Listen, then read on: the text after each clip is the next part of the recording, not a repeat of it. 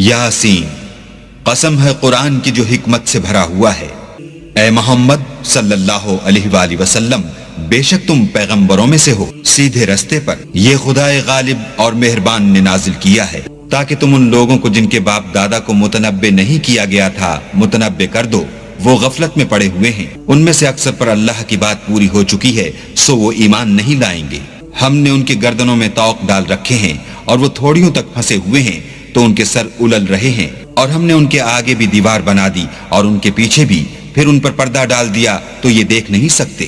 اور تم ان کو نصیحت کرو یا نہ کرو ان کے لیے برابر ہے، وہ ایمان نہیں لانے کے۔ تم تو صرف اس شخص کو نصیحت کر سکتے ہو جو نصیحت کی پیروی کرے اور اللہ سے غائبانہ ڈرے، سو اس کو مغفرت اور بڑے ثواب کی بشارت سنا دو۔ بے شک ہم مردوں کو زندہ کریں گے، اور جو کچھ وہ آگے بھیج چکے اور جو ان کے نشان پیچھے رہ گئے ہم ان کو قلم بند کر لیتے ہیں، اور ہر چیز کو ہم نے کتاب روشن یعنی لوح محفوظ میں لکھ رکھا ہے۔ اور ان سے گاؤں والوں کا قصہ بیان کرو جب ان کے پاس پیغمبر آئے، یعنی جب ہم نے ان کی طرف 2 پیغمبر بھیجے تو انہوں نے ان کو جھٹلایا، پھر ہم نے تیسرے سے تقویت دی تو انہوں نے کہا کہ ہم تمہاری طرف پیغمبر ہو کر آئے ہیں۔ وہ بولے کہ تم اور کچھ نہیں مگر ہماری طرح کے آدمی ہو، اور اللہ نے کوئی چیز بھی نازل نہیں کی، تم محض جھوٹ بولتے ہو۔ انہوں نے کہا کہ ہمارا پروردگار جانتا ہے کہ ہم تمہاری طرف پیغام دے کر بھیجے گئے ہیں، اور ہمارے ذمے تو صاف صاف پہنچا دینا ہے اور بس۔ وہ بولے کہ ہم تم کو نامبارک دیکھتے ہیں، اگر تم باز نہ آؤ گے تو ہم تمہیں سنسار کر دیں گے اور تم کو ہم سے دکھ دینے والا عذاب پہنچے گا۔ انہوں نے کہا کہ تمہاری نحوست تمہارے ساتھ ہے، کیا اس لیے کہ تم کو نصیحت کی گئی، بلکہ تم ایسے لوگ ہو جو حد سے تجاوز کر گئے ہو۔ اور شہر کے پرلے کنارے سے ایک آدمی دوڑتا ہوا آیا، کہنے لگا کہ اے میری قوم، پیغمبروں کے پیچھے چلو، ایسوں کے جو تم سے صلہ نہیں مانگتے اور وہ سیدھے رستے پر ہیں۔ اور مجھے کیا ہے کہ میں اس کی پرستش نہ کروں جس نے مجھے پیدا کیا، اور اسی کی طرف تم کو لوٹ کر جانا ہے۔ کیا میں ان کو چھوڑ کر اوروں کو معبود بناؤں؟ اگر اللہ میرے حق میں نقصان کرنا چاہے تو ان کی سفارش مجھے کچھ بھی فائدہ نہ دے سکے اور نہ وہ مجھے چھڑا ہی سکے۔ تب تو میں صریح گمراہی میں مبتلا ہو گیا۔ میں تمہارے پروردگار پر ایمان لایا ہوں، سو میری بات سن رکھو۔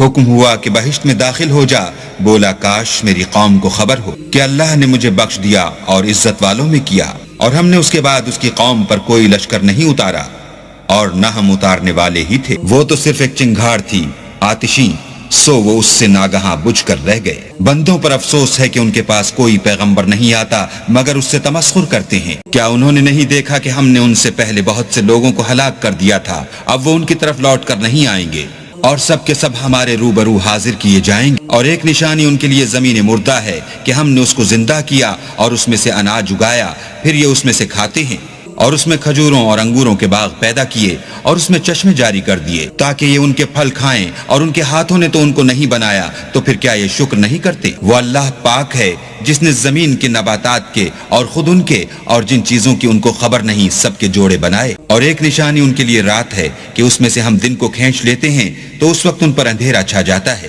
اور سورج اپنے مقرر رستے پر چلتا رہتا ہے۔ یہ خدائے غالب اور دانا کا مقرر کیا ہوا اندازہ ہے۔ اور چاند کی بھی ہم نے منزلیں مقرر کر دیں، یہاں تک کہ گھٹتے گھٹتے کھجور کی پرانی شاخ کی طرح ہو جاتا ہے۔ نہ تو سورج ہی سے ہو سکتا ہے کہ چاند کو جا پکڑے، اور نہ رات ہی دن سے پہلے آ سکتی ہے، اور سب اپنے دائرے میں تیر رہے ہیں۔ اور ایک نشانی ان کے لیے یہ ہے کہ ہم نے ان کی اولاد کو بھری ہوئی کشتی میں سوار کیا، اور ان کے لیے ویسی ہی اور چیزیں پیدا کی جن پر وہ سوار ہوتے ہیں، اور اگر ہم چاہیں تو ان کو غرق کر دیں، پھر نہ تو ان کا کوئی فریاد رس ہو اور نہ ان کو رہائی ملے، مگر یہ ہماری رحمت اور ایک مدت تک کے فائدے ہیں۔ اور جب ان سے کہا جاتا ہے کہ جو تمہارے آگے اور جو تمہارے پیچھے ہے اس سے ڈرو تاکہ تم پر رحم کیا جائے، اور ان کے پاس ان کے پروردگار کی طرف سے کوئی نشانی نہیں آئی مگر اس سے منہ پھیر لیتے ہیں۔ اور جب ان سے کہا جاتا ہے کہ جو رزق اللہ نے تم کو دیا ہے اس میں سے خرچ کرو، تو کافر مومنوں سے کہتے ہیں کہ بھلا ہم ان لوگوں کو کھانا کھلائیں جن کو اگر اللہ چاہتا تو خود کھلا دیتا، تم تو صریح غلطی میں ہو۔ اور کہتے ہیں اگر تم سچ کہتے ہو تو یہ وعدہ کب پورا ہوگا؟ یہ تو ایک چنگھاڑ کے منتظر ہیں جو ان کو اس حال میں کہ باہم جھگڑ رہے ہوں گے آ پکڑے گی، پھر نہ تو وصیت کر سکیں گے اور نہ اپنے گھر والوں میں واپس جا سکیں گے۔ اور جس وقت سور پھونکا جائے گا یہ قبروں سے نکل کر اپنے پروردگار کی طرف دوڑ پڑیں گے، کہیں گے اے ہے ہمیں ہماری خوابگاہوں سے کس نے جگہ اٹھایا؟ یہ وہی تو ہے جس کا اللہ نے وعدہ کیا تھا اور پیغمبروں نے سچ کہا تھا۔ صرف ایک زور کی آواز کا ہونا ہوگا کہ سب کے سب ہمارے روبرو حاضر ہوں گے۔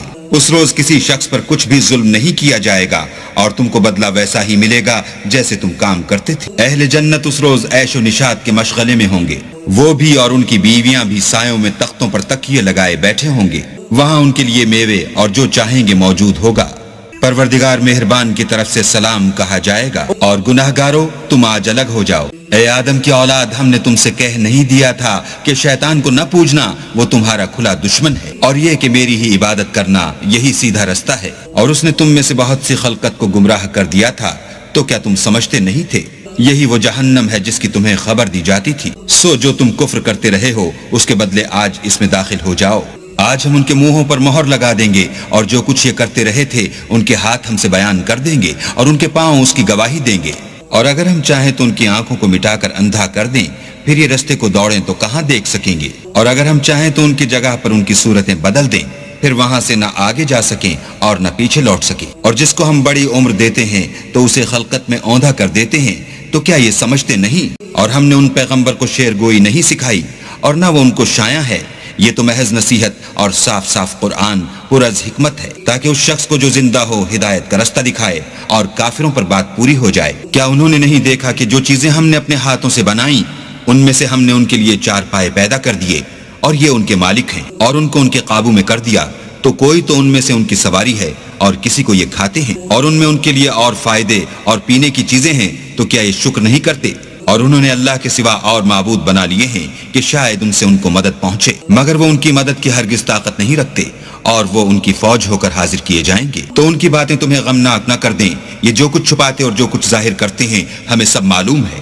کیا انسان نے نہیں دیکھا کہ ہم نے اس کو نطفے سے پیدا کیا، پھر وہ تڑاک پڑاک جھگڑنے لگا اور ہمارے بارے میں مثالیں بیان کرنے لگا، اور اپنی پیدائش کو بھول گیا، کہنے لگا کہ جب ہڈیاں بوسیدہ ہو جائیں گی تو ان کو کون زندہ کرے گا؟ کہہ دو کہ ان کو وہ زندہ کرے گا جس نے ان کو پہلی بار پیدا کیا تھا، اور وہ سب قسم کا پیدا کرنا جانتا ہے، جس نے تمہارے لیے سبز درخت سے آگ پیدا کی، پھر تم اس کی ٹہنیوں کو رگڑ کر ان سے آگ نکالتے ہو۔